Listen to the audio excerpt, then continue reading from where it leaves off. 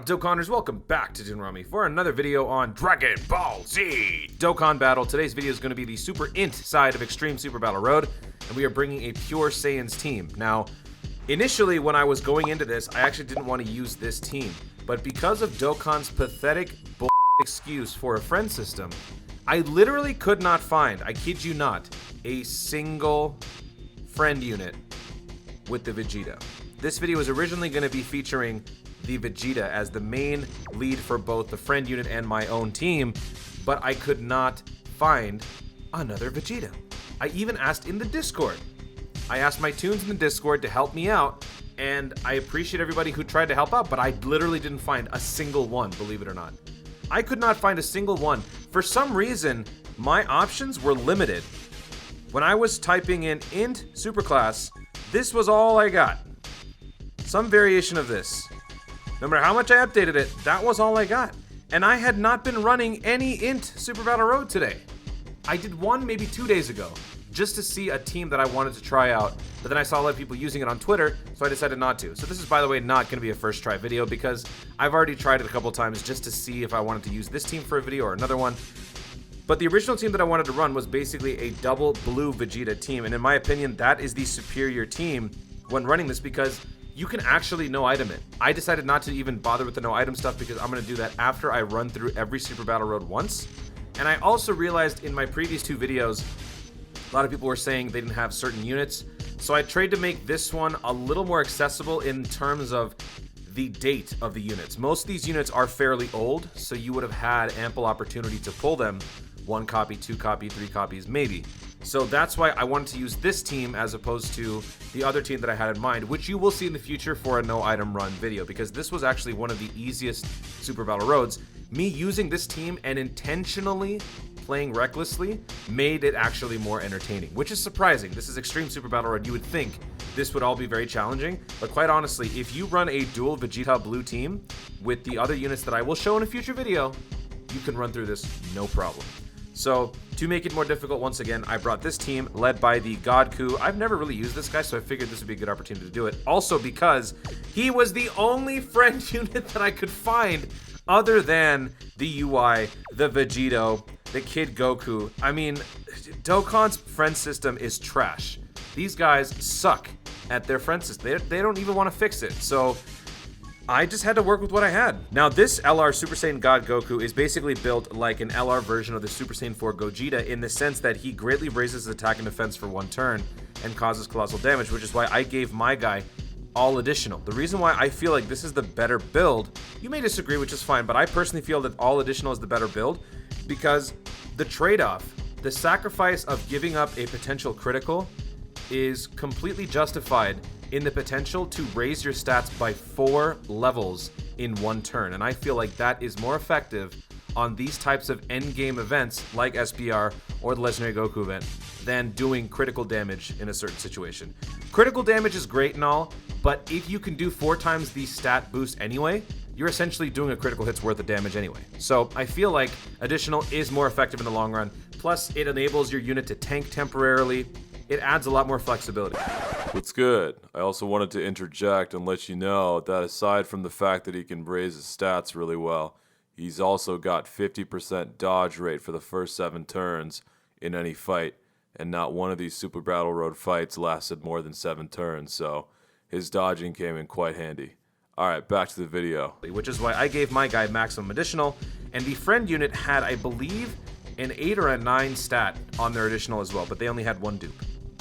So assuming that this stupid Vegito was actually a God Goku at 69%, let's take a look at the rest of the team.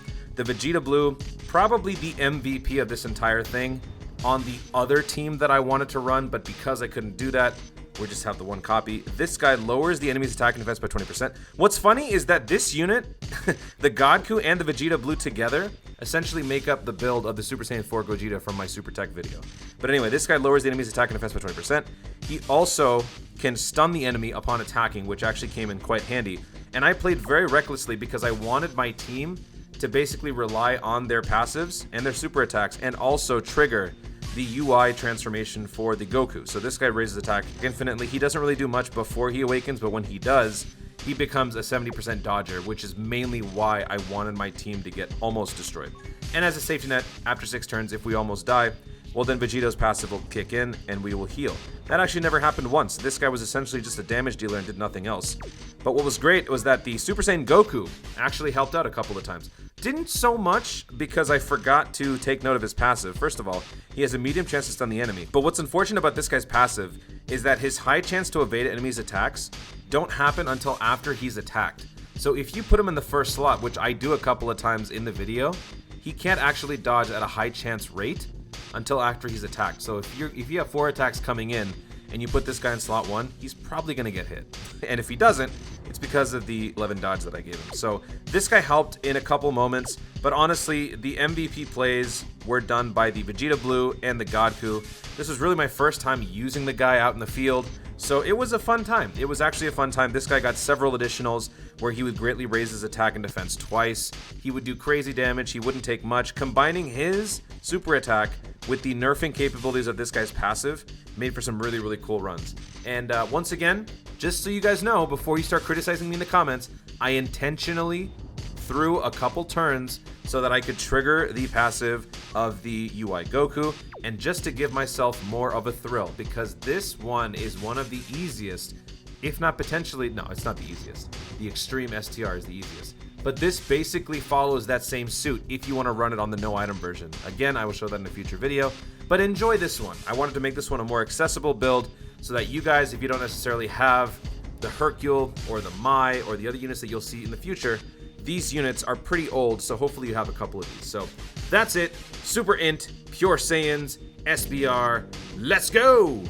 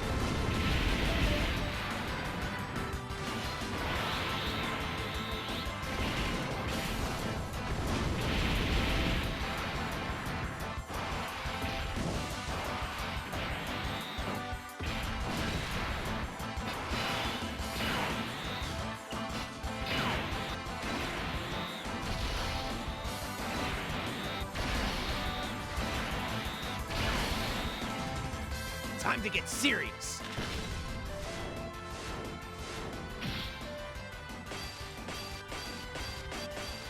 Gonna go all out.